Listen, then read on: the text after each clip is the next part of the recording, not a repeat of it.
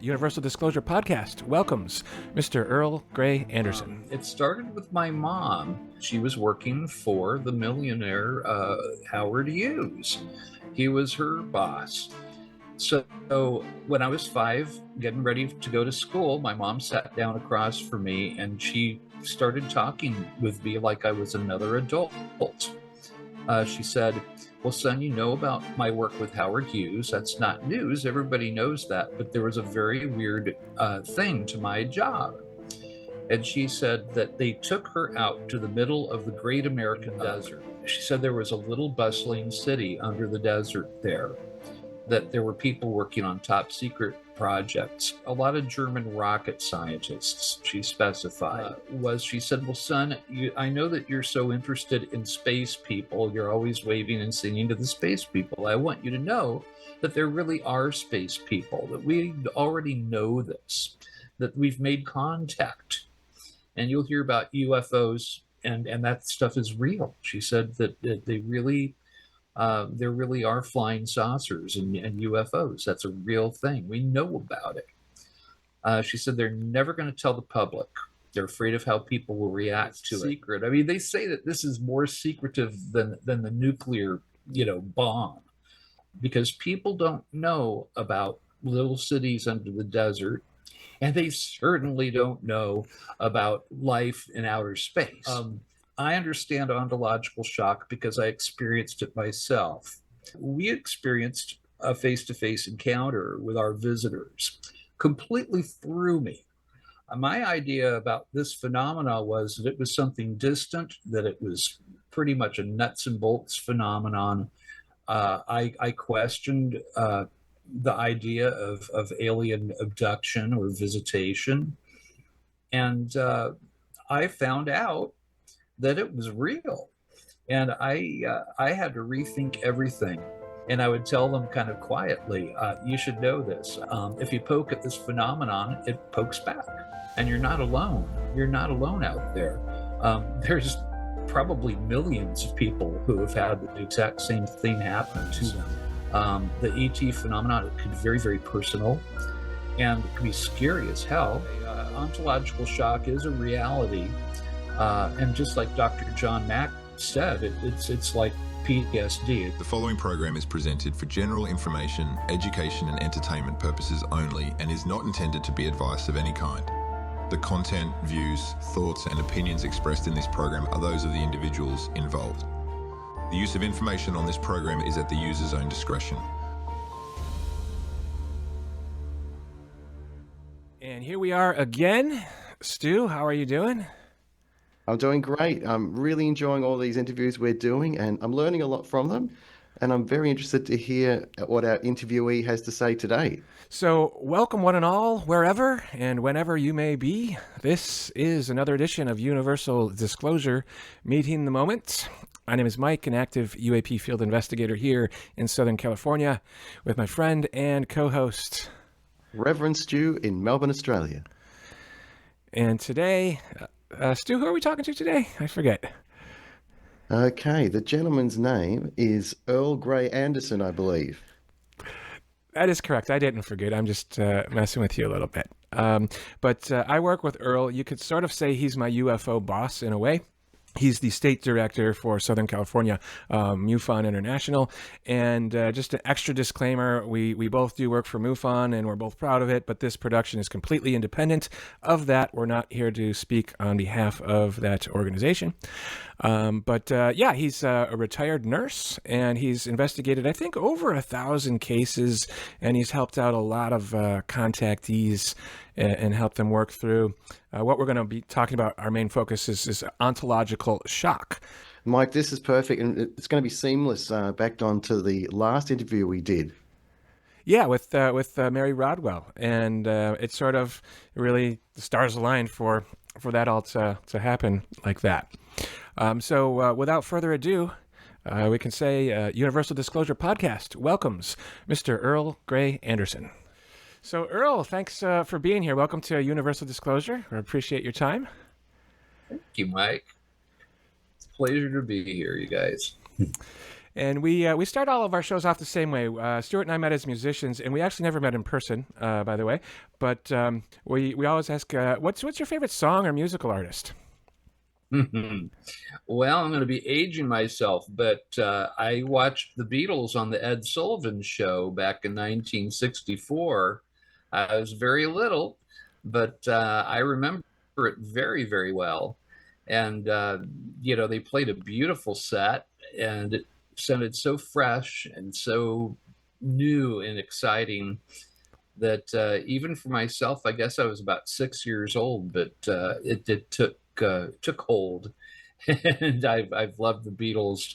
They're kind of number one. As a musician myself, I listen to a lot of stuff, classical and jazz and everything. But I always return to my Beatles. That's my favorite. So, favorite song by them would be "Strawberry Fields Forever," probably. Excellent. It's a deep song. Awesome. So I wanted to bring you into the conversation for multiple reasons. First and foremost, you are sort of like my UFO boss. Get to work, Mike. Yeah, right? He's actually really good, folks. I did make him state section director of the coastline of Southern California, which is a coveted job. And Mike got it because he does such a good job as a field investigator. So, there you go. State section director. Do appreciate it. Thank you. And we have a disclaimer at the front of our show, but we're just going to throw an extra one out here too. You and I, although we do work together with MUFON and we're proud of it, this is a completely separate production. We're not here talking on behalf of them. Just had to put that little disclaimer out there to, be correct. I do that too. But yeah, I mean, you're a retired nurse. I think you've worked over 1,000 cases. Correct me if I'm wrong. And you've helped a whole bunch of experiencers. So ultimately, I want to talk about the ontological shock factor. But before we get there, what started your interest in this topic, and what made you interested in UFOs? Well, it goes again back to childhood. I think I've told you my story, Mike, but other people probably don't know. It started with my mom. And look at this. What a coincidence. A coinkadink. I actually have her photograph here from, this was taken back in the 1950s, probably right around the same time that she was working for the millionaire Howard Hughes. He was her boss. And she got a job as a secretary. This was back around 1953. And I think maybe the way that she got the job was that strangely she had a job in law enforcement when she was living in Iowa as a young woman. They needed somebody to man, or woman in her case, the drunk tank on the weekends. So they literally deputized my mom, which, I mean, back in the 1950s, I don't think women really had that sort of job at all. So that was weird. But she didn't drink, she didn't smoke. And Howard Hughes, he liked to, usually he would employ Mormons because he felt like he could trust them. They didn't drink or smoke or anything. My mom wasn't a Mormon, she was a Methodist, but she apparently he trusted her. So way back 1963, is that right? Yeah, 63. I was 5 years old. I was getting ready to go to kindergarten. And I think that maybe all my life I had sort of this weird connection. And I don't know if it happened to me because of my mom's work, but it could have. It may have targeted me. We know that the experiencer phenomenon runs in families, certain bloodlines. For myself, I would go out into the backyard and I would climb up the monkey bars. My dad had a swing set that he built out of wood for me. And I'd go up to the monkey bars and I would wave and I would sing at the sky. And my mom opened up the kitchen window, and I remember this so well. She said, "Who are you waving and singing to, Earl?" I said, "The space people." Without even missing a beat. It was just like, I'm singing and waving to the space people. And maybe, I just, this was at the beginning of the America's rocketry program with NASA and all of that. And I guess my mom had some hand in the Redstone rocket program. But she knew that I had this propensity for all things unearthly. So when I was 5, getting ready to go to school, my mom sat down across from me and she started talking with me like I was another adult. She said, well, son, you know about my work with Howard Hughes. That's not news. Everybody knows that. But there was a very weird thing to my job. And she said that they took her out to the middle of the great American desert. Those were her words. Didn't say which one. It could have been White Sands, New Mexico. It could have been near Las Vegas. I don't know. But she said they took me out to the desert with a little security detail. And I was confused. The only thing that was there was this guard shack. It was a low slung, like a bunker, she said, all locked up. They took her over to this thing, they unlocked it, and there was only one thing in that bunker, and that was an elevator. She knew it wasn't going up. There wasn't a second floor to this thing, so she knew it was some kind of an underground facility. She said that she thought maybe it was a floor or two down, and it scared her because once the elevator started going, it was going at quite a clip. She said that she felt butterflies in her stomach, and it took a while. Traveling at this high speed, you could feel it. She said when the doors opened up, she said there was a little bustling city under the desert there, that there were people working on top secret projects, a lot of German rocket scientists, she specified. Later on, I think that Werner von Braun was on Walt Disney, World of Color, one of those early shows that he had. And they were talking about the Saturn V program that was still in the future at that point. And I remember my mom saying, that's my friend Werner. I used to work with him, Earl. So I guess that she actually worked with Werner von Braun. Now, she said that when they took her to this underground facility, that they would get around in golf carts. They tried to make people feel comfortable as you could feel working a mile under the desert. She said that they had little cafes. One had yellow umbrellas over the table. And she said, and she laughed at that. She said, you don't need an umbrella in a cave, but that's kind of, the way that they would make people feel comfortable down there. She said that they had a barber shop and there was a guy who could do her hair for her. And it didn't mean much to me when I was 5, but as the years rolled by, I was thinking, you don't go a mile under the desert to have your hair done and then come right back up. She must have spent some time down there. But the way that she finished the conversation was she said, well, son, I know that you're so interested in space people. You're always waving and singing to the space people. I want you to know that there really are space people, that we already know this, that we've made contact. And you'll hear about UFOs, and that stuff is real. She said that they really, there really are flying saucers and UFOs. That's a real thing. We know about it. She said they're never going to tell the public.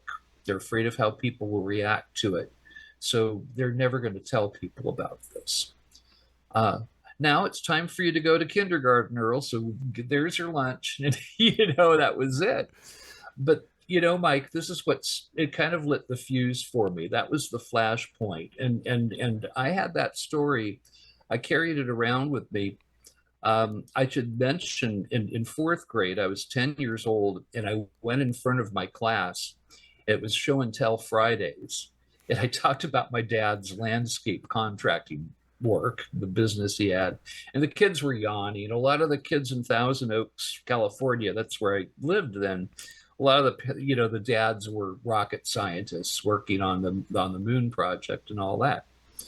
So they were bored. So when I'm walking back to my desk, I stopped and I said, well, let me tell you about my mom, though.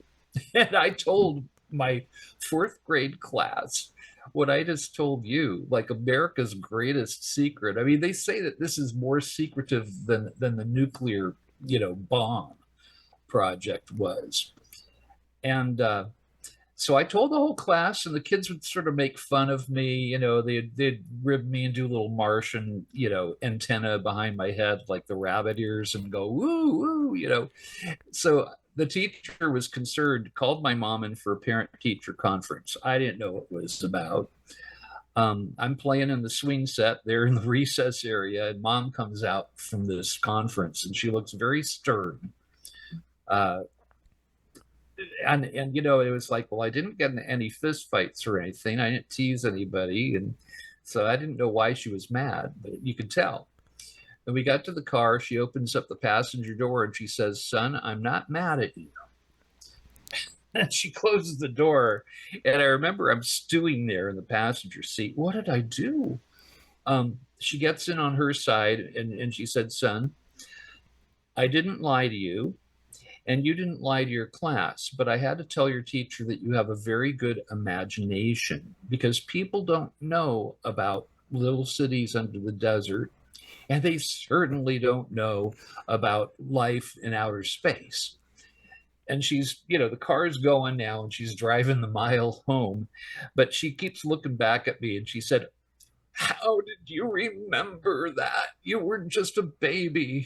And I'm protesting, well, I was 5. I wasn't a baby. It's like, she's not happy at all. And she said, "Son," she said, "I wasn't supposed to tell you any of that. I thought that you were so young that you would just forget about it.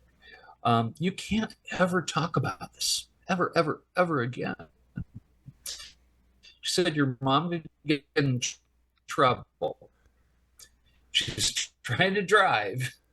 And she looks at me again. She said, "Can't talk about it." And that was it. I didn't talk about it. I didn't want my mom to go to prison, for God's sakes. But that all the details, I mean, she didn't give me many. She told me that, we had cities under the desert, and that UFOs were real, and that aliens were real. And that was it. There was no details. I as far as I knew, it was like the Great Gazoo from the Flintstones or something, I didn't really know anything more than just those little details that she gave me. So I kind of spent the rest of my life trying to get more info from her, which would really make her angry at times. Now, once, 1977, I took her to see Star Wars, and she had that day a checkup. Now, my mom had repeated cancers in her life, which actually took her life back in 1999. It was the 6th bout of cancer she had. I've spoken with a couple of people whose specialty of research is underground bases. And one gentleman I spoke with said that a lot of those people that worked in the early programs had repeated cancers. And I think probably, that it had to have been off the grid. It was powered somehow. I'm sure they weren't using, General Electric, or, that's like a city, right? It would show up. So my guess is that they probably used an early form of a nuclear pile, like in a nuclear submarine, that's how they powered this place up. And that would explain why people had, came down with cancers like my mom did. But when we went to see Star Wars, going back to the end of the story, for some reason it got her talking. She'd had an appointment. It came out clean. She was good, no cancer. She was in a good mood. And when the curtains closed in the theater, my mom started talking, and I didn't even ask her. She said, "Son, you have no idea how close to the truth that movie is." She said, "The different beings, the different spacecraft, all that." She said, "It's really like that out there." And she kept talking, and I'll tell you, I felt a little uncomfortable about the conversation. I was 19 years old, I think, at the time. I was taking pre-seminary classes. I was planning to be a preacher, is what I was going to do. Well, I was uncomfortable with the idea of God and aliens at that point in my life. A few years later, I wasn't uncomfortable with that, but my mom kept talking, at that point in my life, I was old enough to ask her the question that I should have asked when I was 5, and that was, why wouldn't they tell the public this? This is an important question. It's one of those questions like, is there a God? What happens when I die? And are we alone in the universe? And I put it to her like that. And she said, they're afraid of how people will react. They're afraid that people will react badly.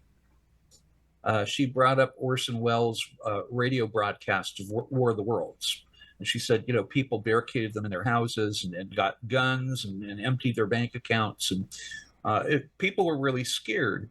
And she said that's the main reason. They're afraid that, if the whole world imagined them reacting like that. And she brought up, it could harm some of the major religions. But the main reason was that she said that they were afraid of how people would react. My mom didn't really expound on details more than that.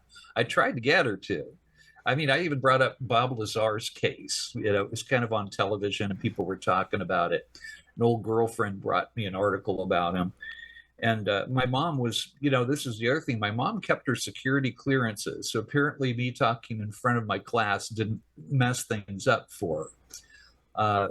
She worked as a headhunter for the aerospace companies, Northrop, Lockheed, Skunk Works, Rockwell International. She would find scientists for all of them. And they trusted my mom, I think, because she was very, very good at assessing whether people were telling the truth or not, which was real difficult for me when I was a younger teenager, getting into trouble and stuff. She always seemed to know. She just had that gift. So, my mom was still careful about what she would say. She had, her career to lose and her pension and everything else. So, but on her deathbed, it was the 6th time she had cancer, breast cancer, and she had already had a double mastectomy. But they still called it breast cancer. It was in that region. I wanted my mom to sue the government. I felt like they exposed her to harmful chemicals or, nuclear stuff without protection. And what she replied about that, she said, I would never, ever sue my government. She said, son, I knew that my job had risks involved. And just like a soldier, I went in with that knowledge, and I would do it again. I'm proud of the work I did. I did it for my country. And I would never ever sue my country. And 2 weeks after that, my mom passed away. And that was all the information I got. So I started reading books about UFOs, but it's funny, before my mom passed away, I would just ask her, maybe I'll get the answer, usually I didn't. But the name MUFON kept coming up from book to book to book. And I did a little research into the organization, and I decided to join, and I decided to become a field investigator. I felt like there are all these different opinions about ETs and UFOs, and this group of people says they're demons, this group of people says they're angels. This, the way it is out there. Everybody's got an opinion. Yeah, for sure.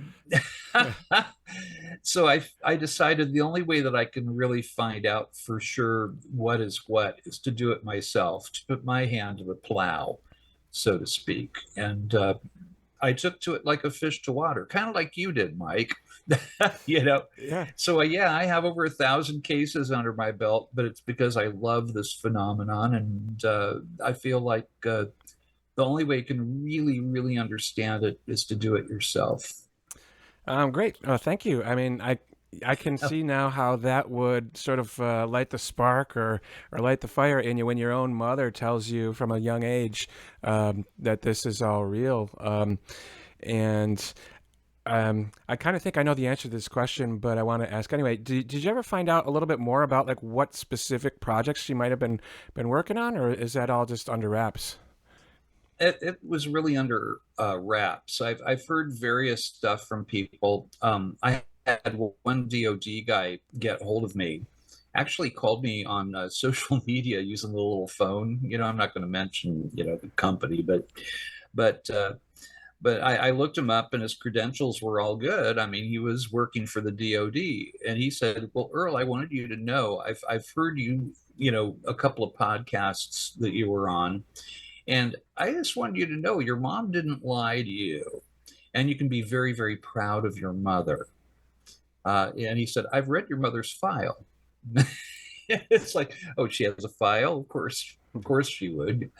Um, and so I thanked the gentleman and I said, "Well, can you tell me anything else?" And he said, "No, your mother's file is sealed. I can get in trouble for just telling you what I did. But you can be very, very proud of your mom. Be very proud." And I had a similar situation happen to somebody else who you might know the name. I'm not going to mention who it is, but he also worked for, for military intelligence. And he told me, "Your mom might actually have a medal somewhere." Said that it was very rare back in the Cold War for women to be working in this field, and they did award medals to certain people, but you'll never know if they did or not. She would have known. She could have always gone to a facility and seen it. It was in a drawer somewhere probably, but she wouldn't be able to tell you. She wouldn't be able to tell her family. The secret died with your mother, sadly. And I still to this day, I really like the person. I work with him at MUFON, so I trust him. And I wonder perhaps if maybe he read her file as well. Okay, we're getting choppy again for some reason. Oh, when. Yeah, I don't know. It says my internet connection is unstable. It's weird. We did a bunch of these shows. We'll cut this part out. But flawless until Mary Rodwell last weekend. Then we started getting a lot of. I'm not saying it has anything to do with it, but it's just weird that sometimes. Yeah. Anyways, I'm not telling any secrets. My mom's story is frickin' 70 years old. Yeah. How long are they going to sit on this? I mean, her file is sealed. And this is from 1955 we're talking. What the hell? Anyway, back to your show. Yeah. So anyhow, I was told that I could be very, very proud of my mom. And it was hinted maybe she had a medal, but I don't know if my friend at MUFON was just saying that maybe she got that, or if he knows more. He didn't say, and I don't think he can say. But my mom was very proud of the fact that she kept her security clearances up until the day she died. She continued working as a headhunter privately for all these different aerospace groups. She would write everything down in shorthand. So you couldn't read it. Which read that, but I think that she kind of used that to keep stuff secret, and then she would lock up her notes in a safe at night. So she was working on some interesting stuff. It involves Lockheed Skunk Works. It's interesting stuff. Dang, yeah. Wow. That's beautiful that they were able to corroborate that information to give you confidence in what you were being told and the beautiful integrity of your mother. Fantastic. Thank you, Stuart. I'm real proud of her. I don't know if she would be thrilled with what I'm doing right now or horrified. I honestly don't know. But it comes back to my mom, and I love her very, very much. She's a very special woman, and she wanted me to know that we're not alone. That was important to her, that I knew that. And when she doubled down on that in 1977, that was her. I didn't even ask. She was excited about the movie Star Wars, and it got her talking. What's funny is I took her to see E.T., thinking maybe she would talk a little bit more. Close Encounters of the Third Kind, she didn't say a word, and I think that maybe it was too close to the truth. Star Wars came afterwards, and blah, she told me all this stuff. When I took her to see E.T., I'm driving her home, and I asked her, I said, "So Mom, what did you think of that movie?" And she said, It's very cute, Earl, but I don't think they're all that nice. Oh, interesting. And that was it. But now you have to remember, she was working for the, she was working for the military industrial complex. I mean, David Grush, who spoke in front of Congress, he had his little litany of companies that were the gatekeepers of this ET information. Well, those were my mom's clients. Every single one that he mentioned, she had gotten people out to all those different aerospace groups. I had one friend. Now, this was back maybe 1977, maybe a little earlier, 76, 77. He was a math whiz. He's one of numbers. His mother was my math teacher in grammar school. She failed me in math. Wasn't a very good math student. I'm still not very good at that. But he was a math whiz. He was born that way. He just had this gift. And my mom looked for special operatives, special people that had gifts. That was her thing. But she got my friend out to this one job. He disappeared for a month, and his mother called me. She was very upset. My old math teacher, where did your mother send my son? I haven't heard a word from him. Is he okay? And where is he? I don't even know where he's at. He's all secretive about it. Well, he came back home about a week later. He'd been gone for a little over a month. Came back with a new car and a wad of cash that he was flashing around. And he said, do you want to know what I did for Northrop? That's where my mom sent him. And so I said, sure. I'm looking at this hot car that he bought. And this guy was a nerd, he was a complete, it was kind of unusual seeing this guy with this hot rod, So when my friend came back from this work assignment my mom sent him on, he asked me, would you like to see how I got this car and how I got this cash? And I said, sure. So he goes into the house, comes back with a ream of computer readout paper, and he's holding it up and it's flopping down on the ground on his feet. And there's finally this one number and we're talking page after page after page. It was circled in a red grease pencil. He said, this was the problem. This one number caused Northrop's mainframe computer to just stop, and they couldn't get any work done whatsoever until they fixed this. And apparently my friend had this gift where he could look at these numbers and he could tell which one was out of sequence, which one didn't belong there. So that's what he did for them.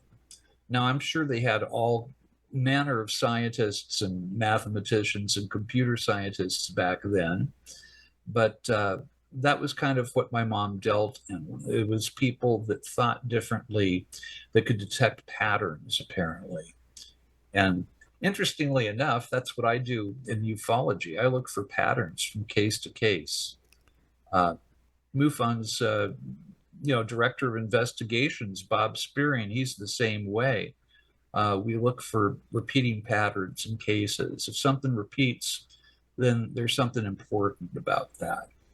Mm-hmm. You can't really use a scientific method because we can't repeat an experiment. I can't make a UFO show up right now, and it'd be nice. Maybe I can. Wait, nope, doesn't work.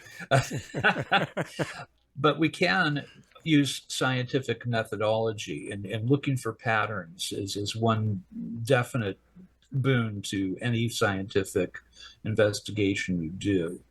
And so there you go. But he could do that too, apparently, my friend, looking for the number that was out of sequence, but it didn't belong there. Yeah. Wow, got a new car. that's awesome and wild. My brain definitely doesn't work that way in terms of the numbers. No, me neither. But, I can understand science and scientific principles, and but as soon as you throw, formulae in there, I'm lost. Forget it. It's not my gift. Thankfully, I know people for whom that is their gift. That's why having a team is important. Yeah, Well, I think us artistic people are good at seeing patterns in a different way. Right brain people who can Hmm. make associations between seemingly disconnected or unconnected aspects of a case. I think that's very important. Yeah, heck yeah. Well, there's a question. We started this interview with what music do you enjoy? Do ETs enjoy music? There's a question for you. that's a great There question. sure are a lot of musicians who have had encounters. Jimi Hendrix was apparently an experiencer. I know Dr. Robert Hieronymus, who worked on the Yellow Submarine movie, but he knew Jimi Hendrix, and he said that Jimmy swore that up and down that he had had contact with extraterrestrials, that they actually helped save a friend of his life.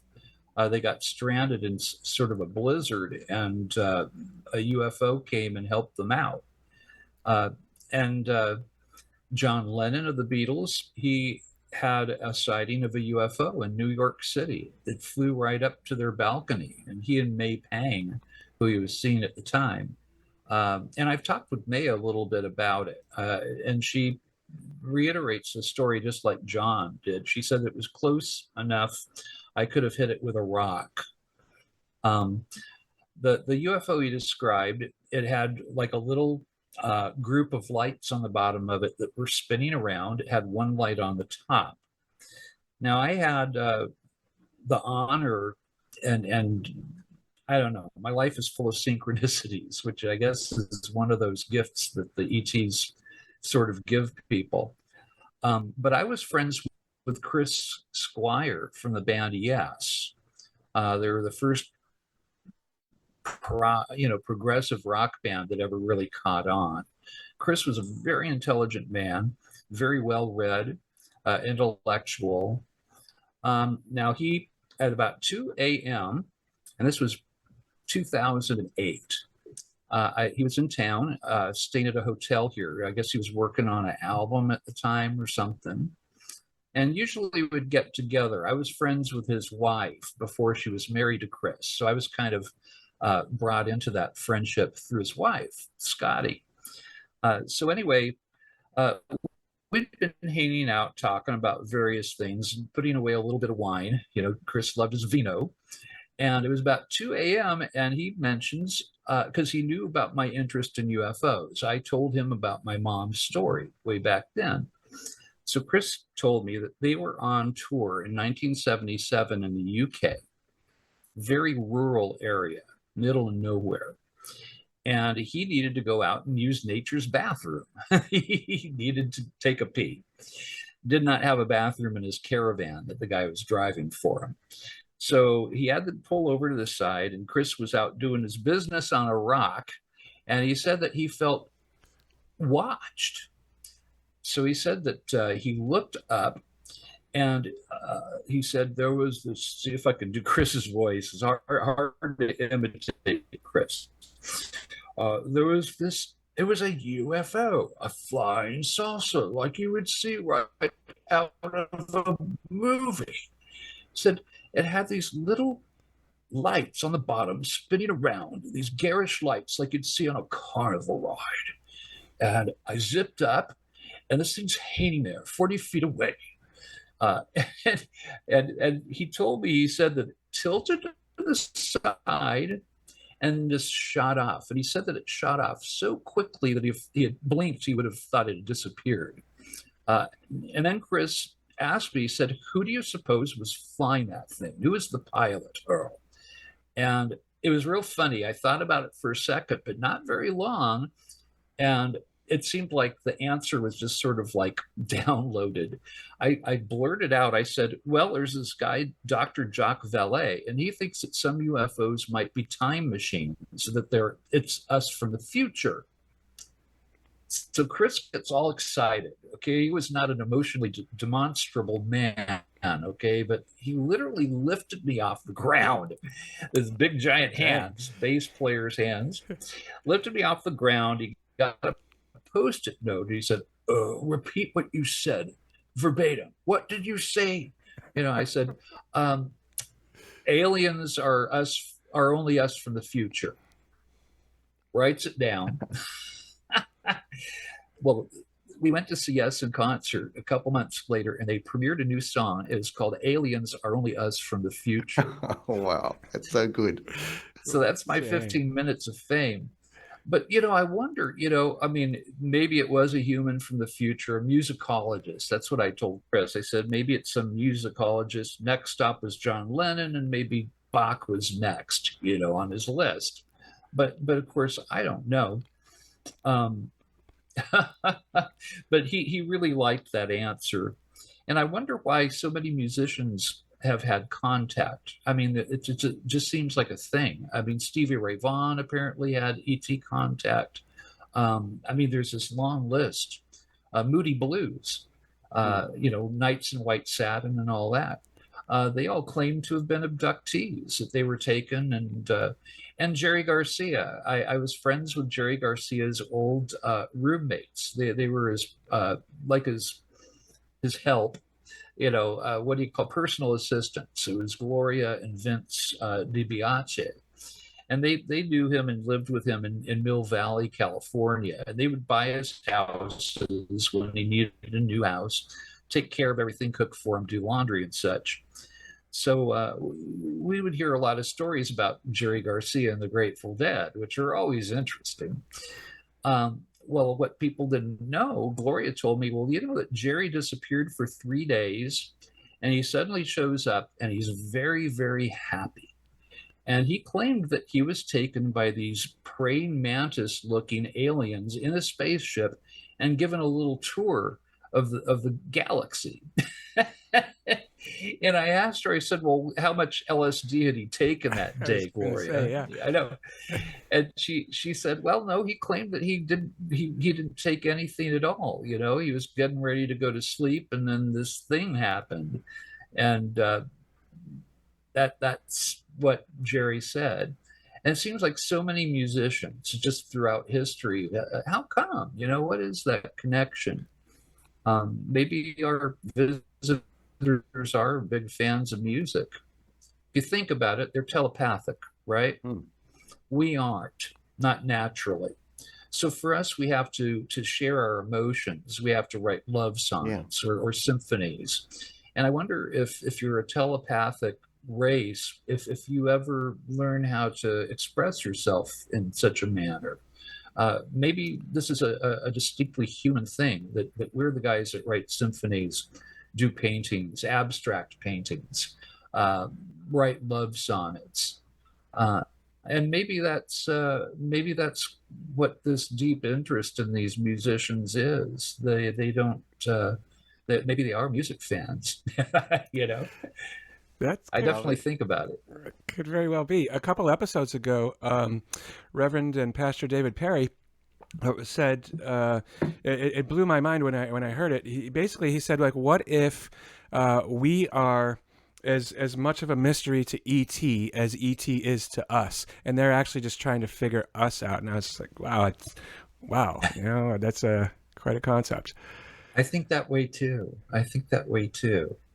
I mean, here, it's 70 years since Roswell, pretty much, and Kenneth Arnold sighting and all that. When we just saw this great boon in UFO sightings, they've always happened, though. I mean, I'm sort of, again, my hero Jacques Vallée has books like Wonder in the Skies and things like that, where historically you have, Ezekiel's Wheel.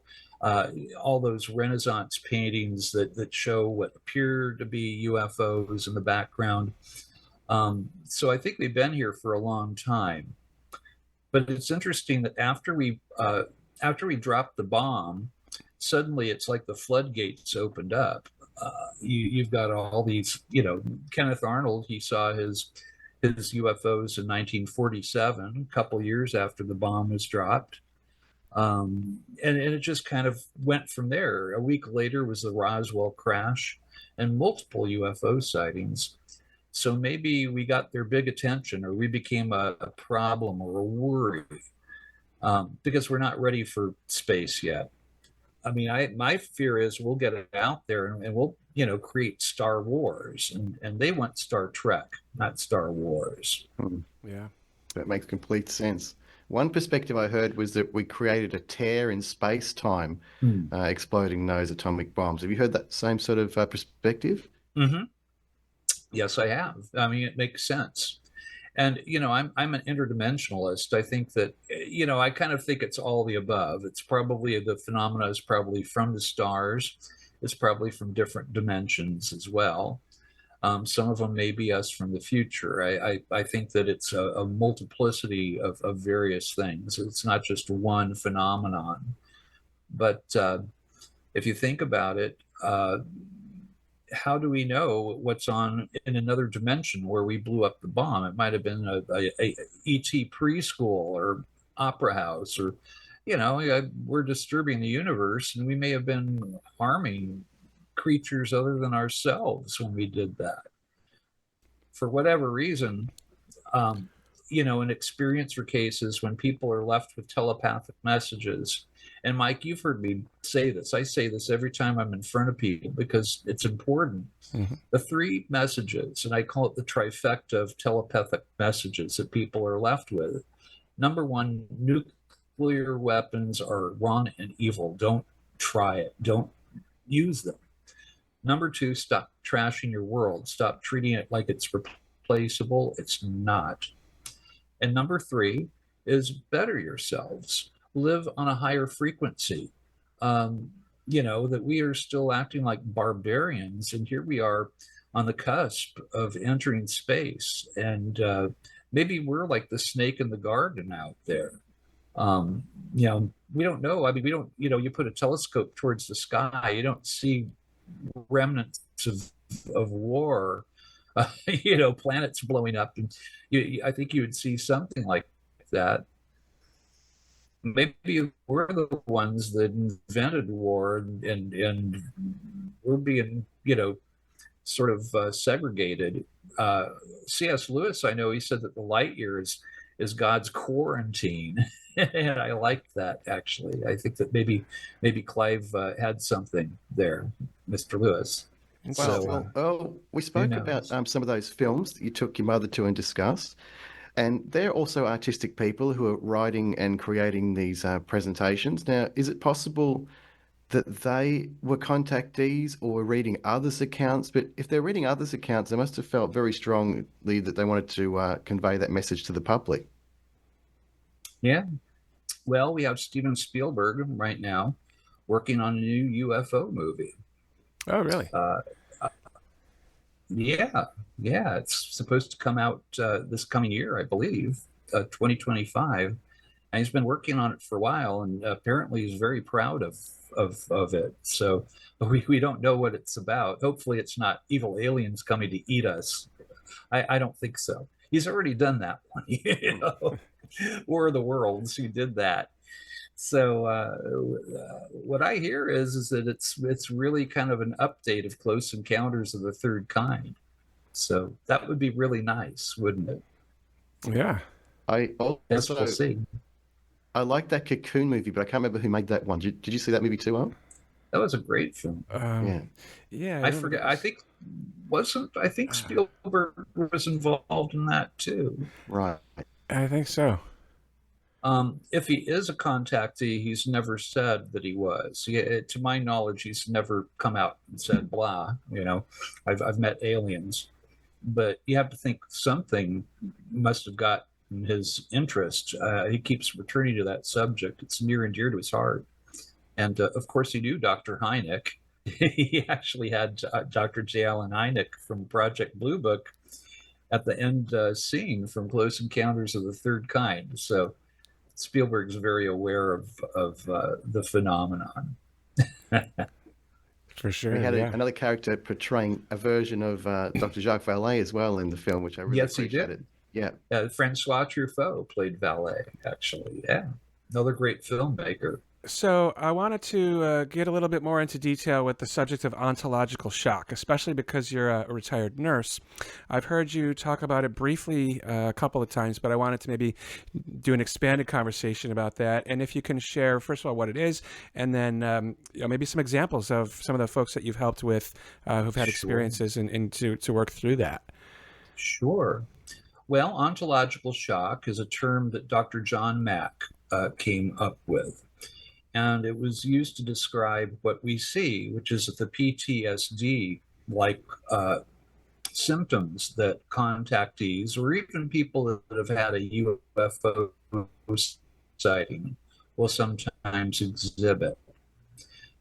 Ontological shock happens when your idea of reality is pulled out from under you like a rug. It leaves a person feeling unhinged, unmoored.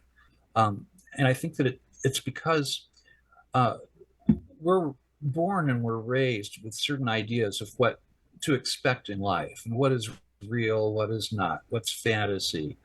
Santa Claus, that's fantasy. What if somebody brought you proof that Santa Claus actually existed, that the sleigh with a little reindeer, that all that, they sat down and they proved it scientifically. They had video of it that came from the Navy. Let's say some of our Top Gun pilots got some, the gun camera, everything. You would have to think, my God, my parents weren't, making something up when I was a little kid. There's a Santa Claus. Have I been a good boy? Have I been a bad boy? Am I on the naughty or nice list? It would completely throw you, and you would, what else is wrong that I've been taught? What else is really true?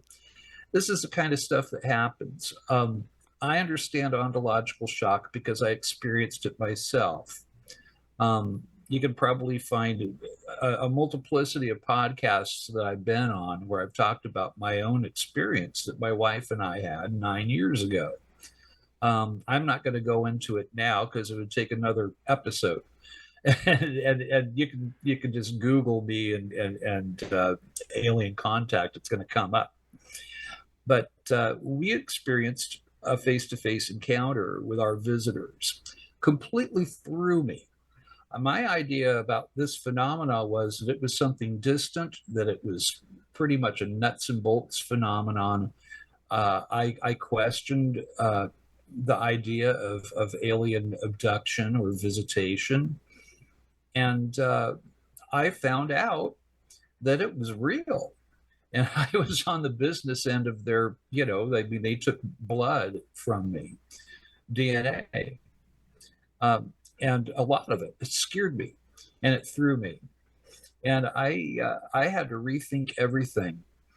And I just kept that information to myself. I would tell new field investigators. I probably had the talk with you as well, Mike. Yeah, you did. I would, Gino, all of our guys, but I would take them aside and I would tell them kind of quietly, you should know this. I need to give you a little heads up and a caveat that if you poke at this phenomenon, it pokes back. A lot of us, when we start investigating this thing, they'll see their first UFO. That happened with Gino. He'd never seen one, and he's on the beach in San Diego, and boom, these 4 diamond-shaped black UFOs that shot across the sky and seemed to dissolve, like they were using some kind of a cloaking technology. Well, this happens. And so anyway, I left my, our state director's old house, and I felt really kind of dejected and sad. I because this had been real. I hadn't had a mental break. I wasn't on some drug or something. It was, but I'd met aliens. The person who was really helpful to me was Kathleen Martin. I knew about MUFON's experiencer resource team. And Kathleen, I'd heard her on television. I knew about the Barney and Betty Hill case, which was the first well-publicized abduction case.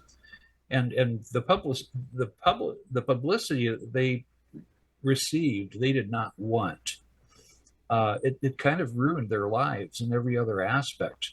Barney Hill was the head of the NAACP in New Hampshire, and suddenly this story about him meeting ETs and them doing experiments and stuff on them, it was out in the public, and it was a problem for them.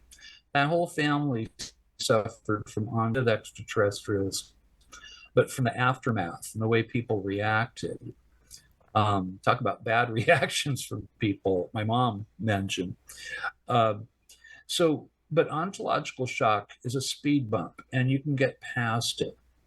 Speaking with somebody else that knows it's a true and a real phenomenon, and not having the raised eyebrows or the questioning looks, that is very cathartic for a person. For myself, talking with Kathleen Martin, it was about an hour conversation between the two of us. She told me, I've heard of situations like the one that you described. There are some renegade groups of the gray ETs that are going and doing stuff they're not supposed to be doing. And I've heard this as well. And you're not alone. You're not alone out there. There's probably millions of people who have had the exact same thing happen to them. It was the most, it was cathartic.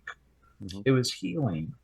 So, but that's ontological shock, and that's the way a person can get past it, is really through realizing that, yes, the universe is different than you thought it was. The ET phenomenon could be very, very personal, and it could be scary as hell, but it's sort of a catch and release program. I mean, you hear like the missing 411 stuff, those stories, but I haven't seen them really backed with evidence. Now, I think there's bad actors out there. I don't think that our visitors are angels or demons. I think they have free will just like we do. And when you have free will, you have good people that make good moral choices and others that, not so much. But anyway, ontological shock is a reality. And just like Dr. John Mack said, it's like PTSD.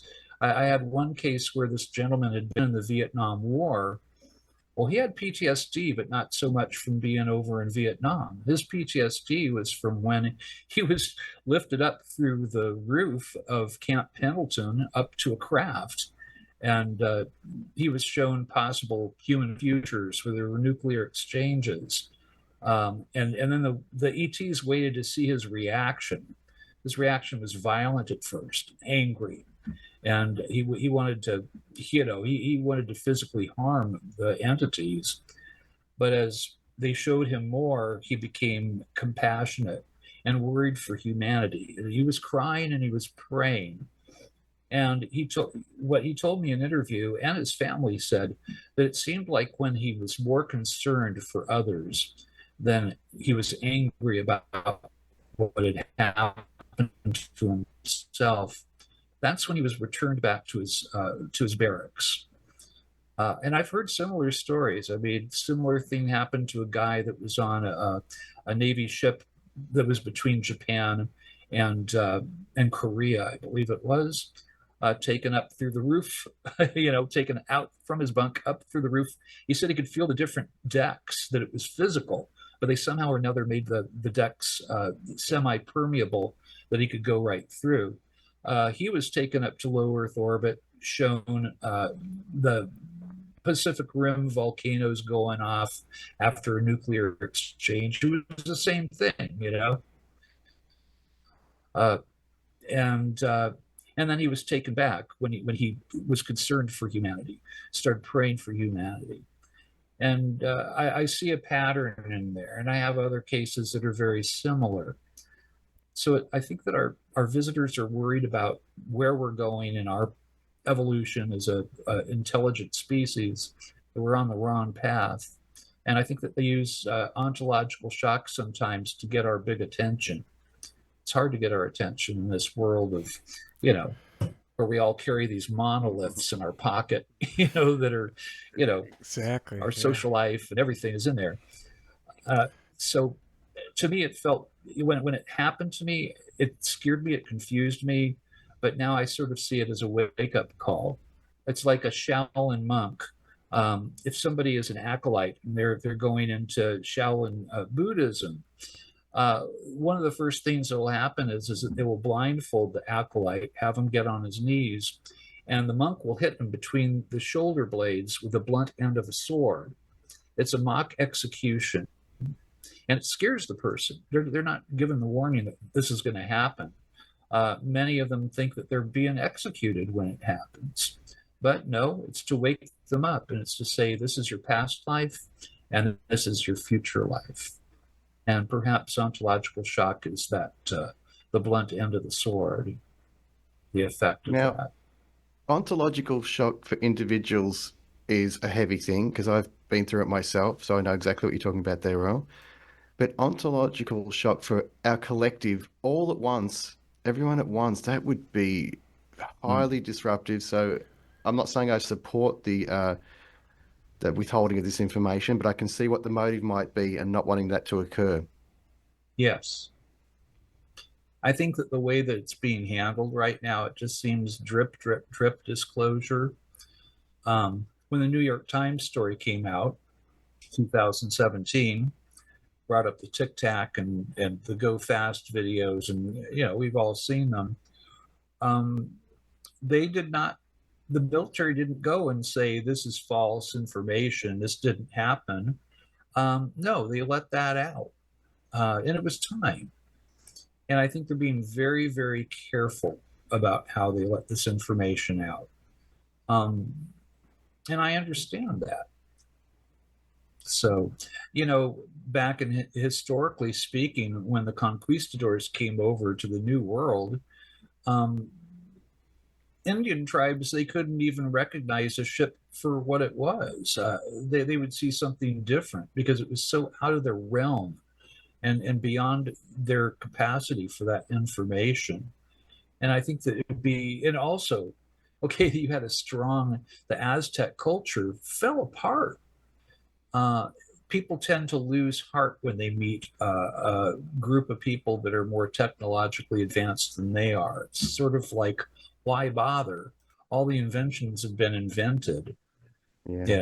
So you can kind of see why this is being treated very carefully with kid gloves. And I think that perhaps they're doing due diligence on that, being careful about how much they put out. I am not for, the president or whoever standing up and giving everybody everything all at once. So it would cause absolute chaos. So they have to be careful.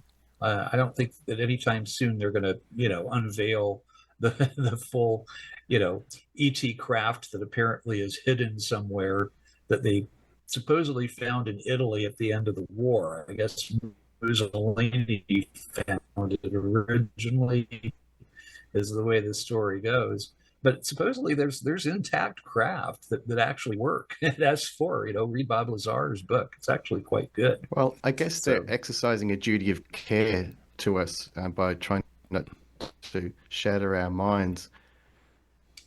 I don't know that I support that, but I understand it. I see where they're coming from. Mm-hmm. Well, you have to think too, our whole financial system is based on, petroleum-based power, and it's sort of set, the gears are kind of set in this machine that we're so used to. And all that would be made like a Model T Ford. Apparently, these craft work on a form of zero-point energy.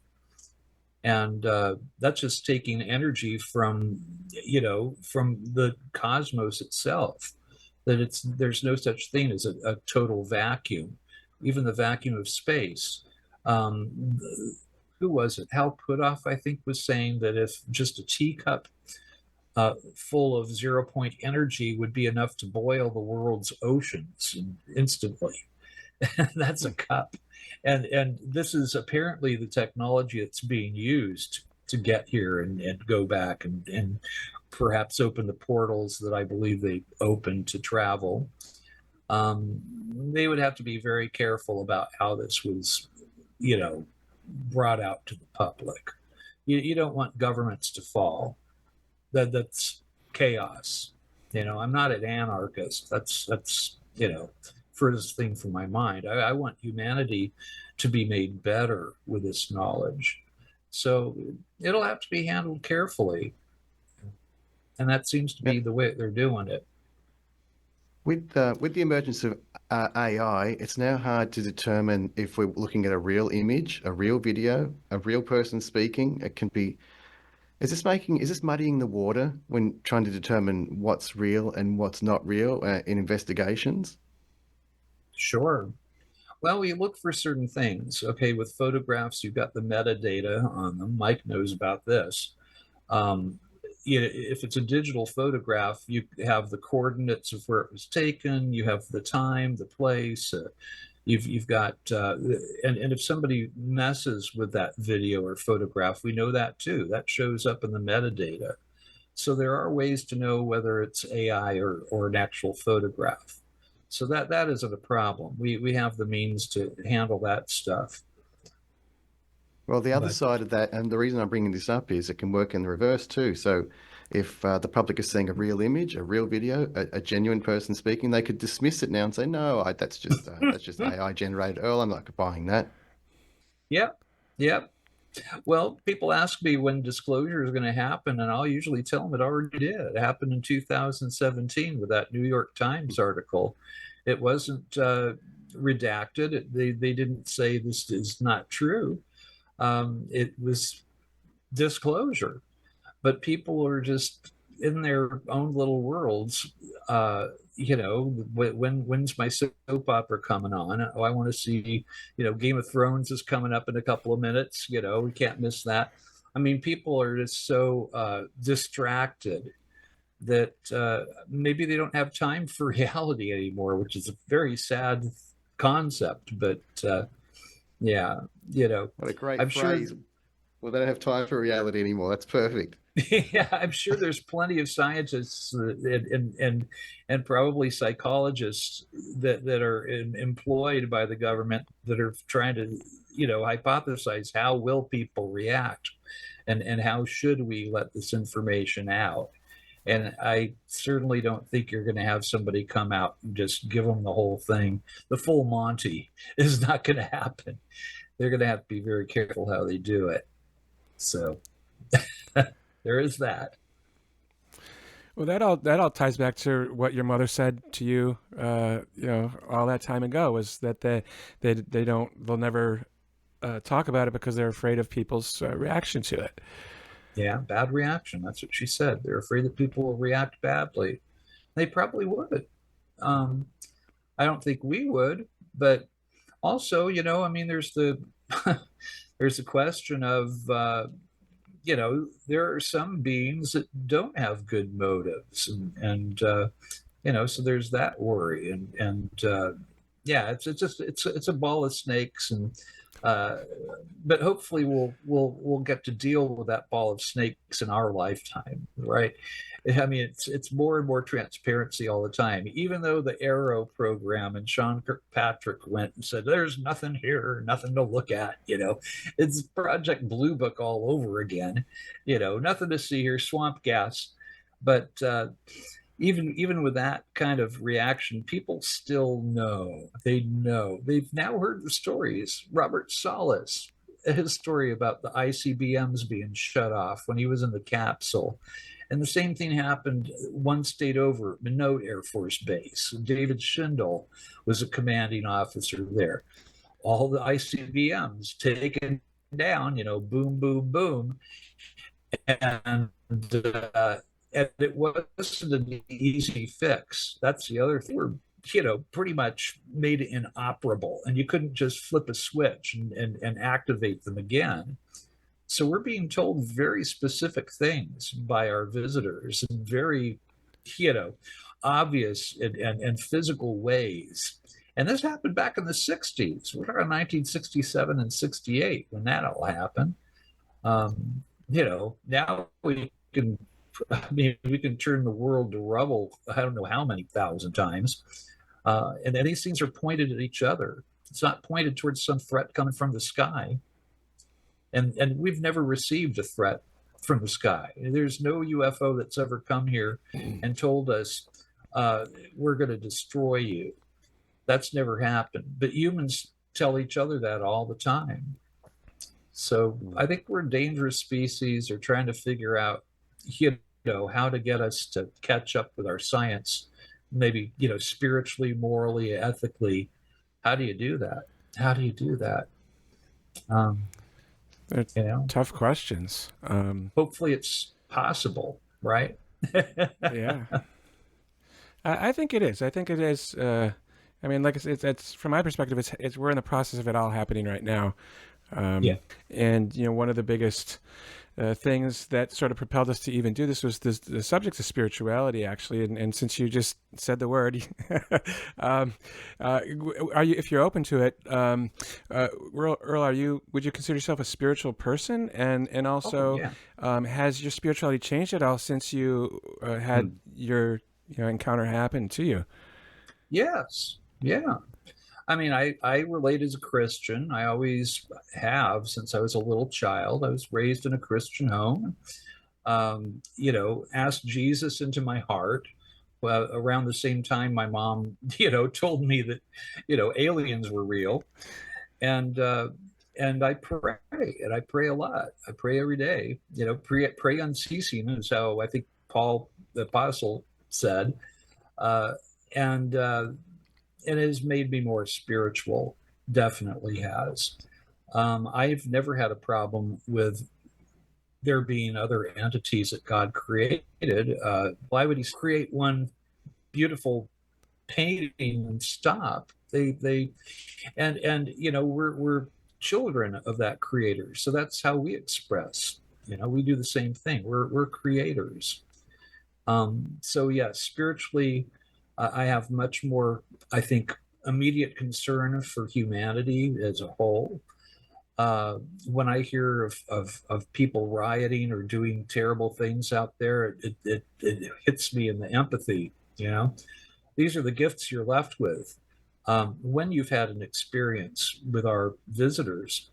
And Dr. Kenneth Reen noticed this back in 1993. He noticed that there was a similarity between people that had had a near-death experience and those who had had an abduction or visitation experience. And this guy was not a UFO guy. It was just brought to his attention. Look, these people are left with the same gifts that people that have had out-of-body or near-death experiences have. Your empathy and compassion, it goes through the roof. It seems like I can feel people's pain anymore. And that's different. Before it was more of an abstract. Now it's immediate, and it's sometimes intolerable if something is really, really painful to somebody. Synchronicities happen to me. A synchronicity is a meaningful coincidence, and I see synchronicities in my life that seem like miracles. We would call them miracles. That's what I called them before. And now I tend to call them synchronicities, but they're still miracles. My life has been saved a few times where it was miraculous. Car accident when I was 3 years old that I remember that we don't know how I was taken out of the car. Where I was sitting in the family station wagon was crushed by a piece of machinery that my dad was demonstrating for different hospitals. He was working for his brother's. He and his brother had a medical supply company called Corco. And somehow or another, I remember Mom accidentally drove off of an embankment or a cliff. It was sort of a, not a straight down cliff, but our car was flipping over. And I remember we were in the air. And my dad was saying, Jesus will save us. Jesus will save us. That was what came out of my dad's mouth. Mom was just screaming. And me, I was looking out the window, and I remember seeing this blue sky and these white clouds. And it almost seemed like I was going into those clouds. When the car landed upside down, somehow or another, I was 30 feet away from the car. There was a large rock, a boulder, maybe a foot away from my head. And I didn't have a scratch. And I don't know how I got out of that car. The window was rolled up. Dang. Somehow or another, I got out. I know. That's a miracle. And it seems like almost like an abduction, if you think about it. I was here, and then suddenly I was outside of the car. So,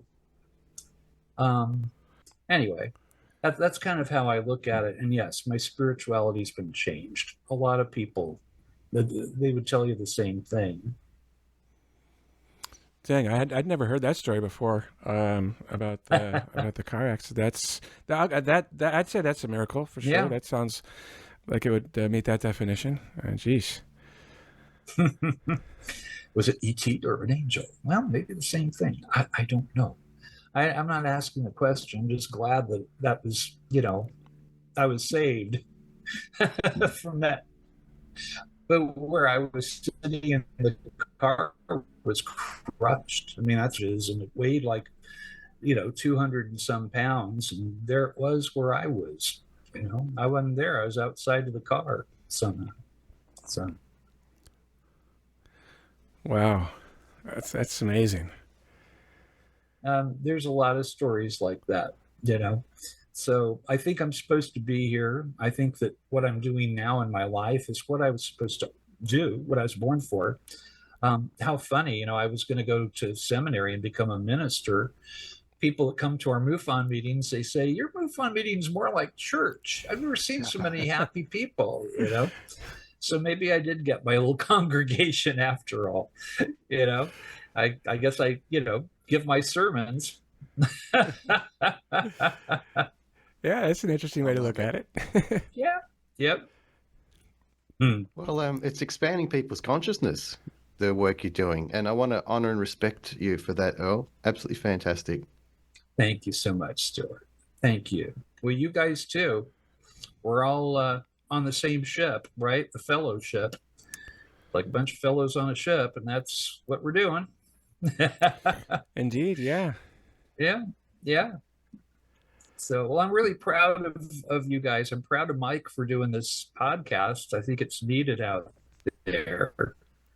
I mean, hopefully this helps other people out. I mean, it's definitely helped out myself. I know, and I think Reverend Stu as well. We've learned from each other and our guests, and we're talking about these things and coming up with some new ideas or new concepts or whatever. Just thinking about it is a good sort of exercise to sort of accept it, right?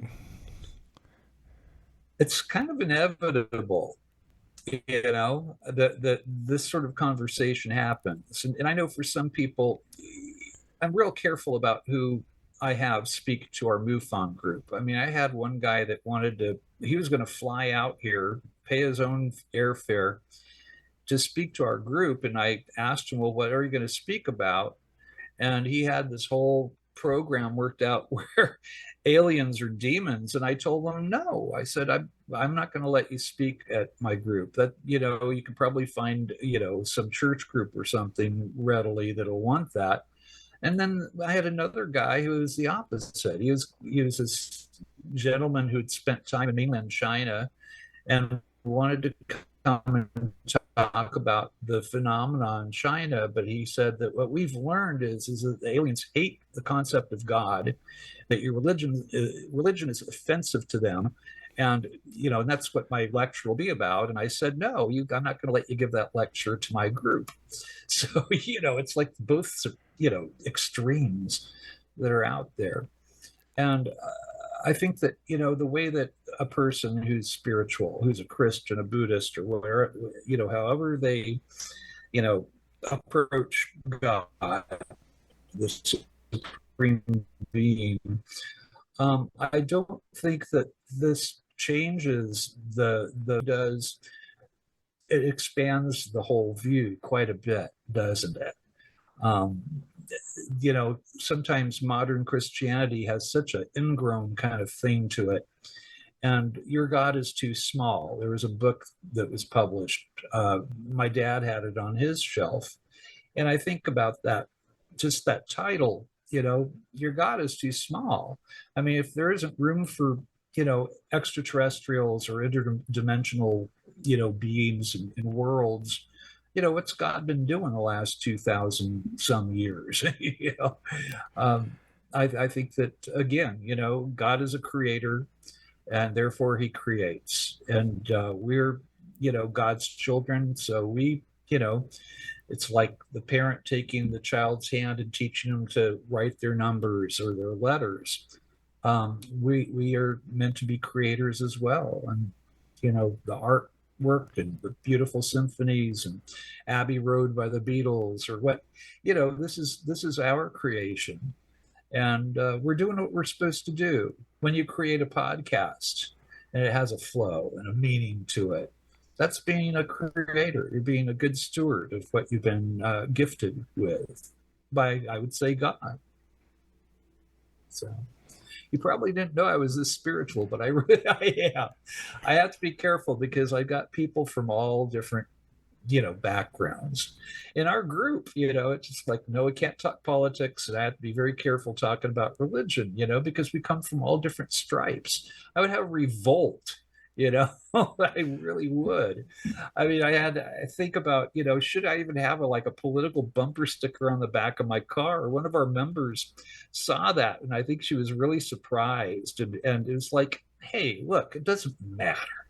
You want good people on all sides here, and people are going to think differently. They're going to feel differently about stuff, but you want to have good people there. You don't want an evil political group. You don't want an evil. You can understand where other people are coming from. And that's the empathy, and that's that connection that I think needs to be built and needs to be made stronger between humans, and maybe that will also engage this relationship that we have with the non-humans. Exactly. Yeah. I mean, when I first started showing some of our scratch shows to some friends and whatnot, the first comment all the time, is this about religion? It's like, well, not really. It's really not. It's about spirituality though. And yes. It's a different thing altogether. And yes. And Kevin Day in our first guest, I think it was the third episode, talked about the three things or three words that are the commonality of all religions: love and compassion. I was like, how beautiful is that? It doesn't matter what you believe in, but you still have love and compassion. Essentially, is what the heart of what you believe in is. Yep. I absolutely agree. Yeah.